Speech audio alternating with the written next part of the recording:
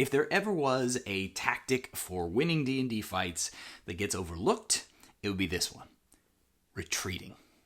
But it's surprisingly effective on both sides of the screen. So I thought I'd talk a little bit about why, so you'd know how to retreat your opponents to death. My name is Timothy, though there are those in my 7 weekly games of D&D who do call me Tim. Welcome to the channel. There are 4 advantages to retreating I want to highlight today, and 5 ways to make a fighting retreat even more potent.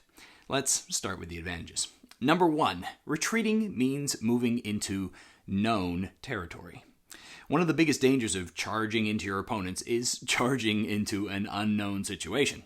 I can't count the number of times my players have seen an enemy getting ready to make a ranged attack and have charged in close, only for the virtual tabletop to instantly reveal the guys standing out of sight on either side of the doorway.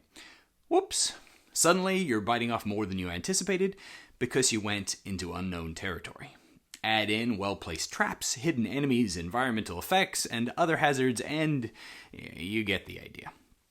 Retreating, on the other hand, means moving into territory you've already explored, with hazards analyzed and understood.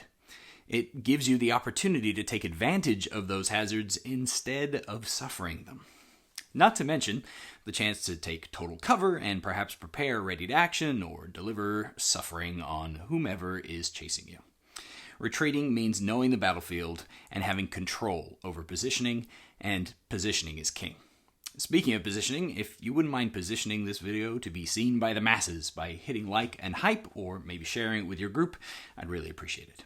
I'm just a little guy in the D&D space, but I'd love to help as many people as I can, and you're kind of in charge of whether that happens or not, so, thank you in advance.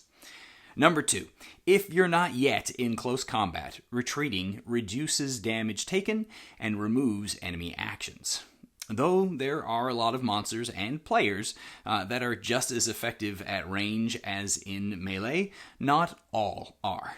Against a mixed group of adventurers or against a typical monster, retreating could completely negate the damage some of them can cause for a round if they can't reach you without dashing. Even against creatures and characters with solid ranged options, spells and attacks can often be outranged. Getting further than 60 feet from an opponent limits many options. Meanwhile, positioning yourself behind cover, especially total cover, can negate almost any danger. Regardless, in most combat situations, if you're not in melee, walking away 30 feet after taking your turn can force enemies to waste their turn getting to you. Crowd control like that is usually worth spell slots. It's certainly worth a change in your tactics. Number 3. If you are in melee combat, retreating in a dash or with a higher movement speed means reducing damage taken and removing enemy actions. Lots of monsters are faster than the average character. In a lot of cases, those monsters use that speed to catch their prey. But if you're facing a melee opponent who has to come to you to be effective, then you can reduce their effectiveness by taking your usual turn and then moving away from them. An opportunity attack is almost always less troublesome than a full turn. Crowd control them by forcing them to chase you. Similarly, players typically have more bonus action options than monsters. That option, plus reducing a monster to an opportunity attack instead of a full multi-attack, is often a potent debuff.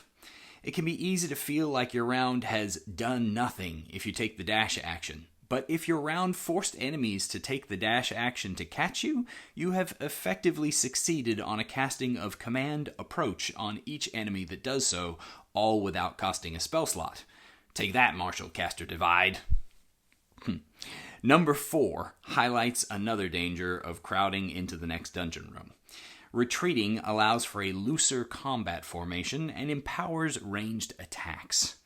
Though ranged attacks don't really need anything else going for them, given that being out of reach of your opponent is the best kind of defense, and options for ranged characters to increase their chances to hit are plentiful, retreating makes them even stronger, especially at tables where DMs acknowledge cover. You don't need the sharpshooter feat if you have a clear line of fire, after all. Having a looser formation, on the other hand, adds protection against another common problem, area of effect abilities. Whether you're the DM running monsters or the players dealing with them, AoE is the great leveler.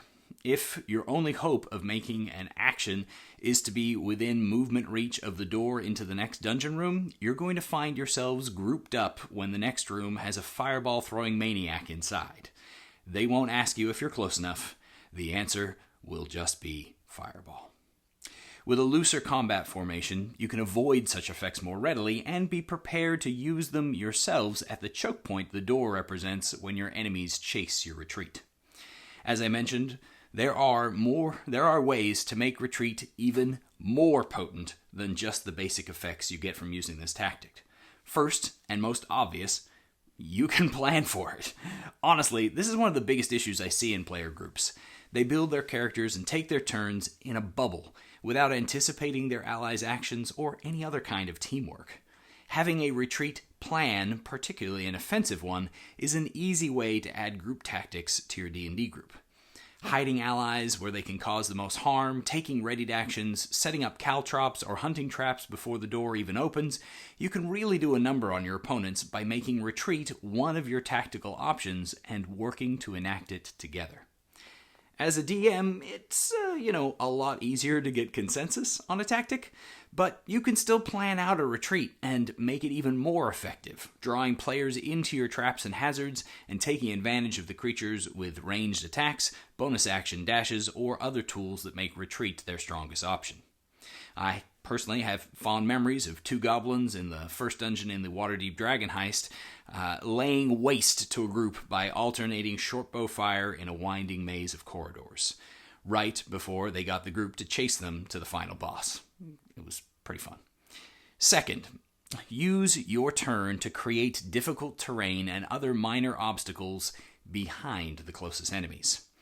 A fighting retreat is a delicate balance of encouraging an enemy to chase you while lessening their ability to do so effectively. The temptation to throw problem after problem in front of them can be strong, but spells like Web thrown on the leader of the charge can sometimes convince a group to stop following you entirely. If both sides retreat, a combat just ends. You need to tempt them into following you while making it difficult enough that you maintain the advantage. If, for instance, you throw a web spell behind their closest ally, well, the ally is dissuaded from retreating, and the rest of the group have to struggle through the new problem, potentially leaving them further away from their companion while you pepper them with ranged fire. Separating the group so that you have more effective actions than the other team is a solid path to victory, whether you're the DM or one of the players. Third, use the gatekeeper tactic. Similar to point number 2, the gatekeeper tactic is a group tactic in 2 parts. First, split the enemy, letting some of them engage you. Second, stop the rest of the group from engaging you. It's often accomplished with magic in games. Wall of stone, force, and to a lesser extent fire are all typical culprits. But the difference when running a tactical retreat is that it's far easier to gatekeep, yet more dangerous. It's an ideal option for a tanking character who doesn't feel they have a lot to offer when on the run. Essentially, begin a retreat, opening the pathway for the enemy to chase you. Then when some, but not all of them, have moved through a choke point, your toughest character, or most expendable monster, steps into the gap to serve as a gate, keeping the rest of them from following. Your retreat turns around as you lay waste to the outnumbered foe, while the narrow point and their defensive focus serves to keep your tank from collapsing. It's one of the few times a huge focus on armor class is the optimal tanking choice. Fourth, select monsters or classes, spells, and abilities that make solid use of your bonus action.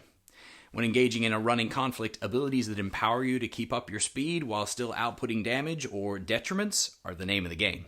Bonus action abilities to dash or disengage, like Cunning Action, Step of the Wind, or a Goblin's Nimble Escape, spring to mind.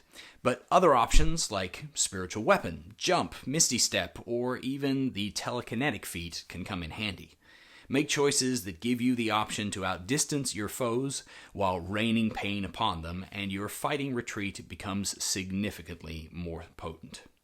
Finally, learn how to use the most underrated statistic in the game, and take abilities that allow you to have the most of it. That statistic? Speed. The more you have of it, the stronger your retreat will be. It's that simple. The how might take a little more work. You can learn more about how to use speed against your foes in this next video. Thanks for watching. Happy adventuring. Yes, dear. Oh, hi. You go come say hi? Okay. Hi. Yeah, I love you too.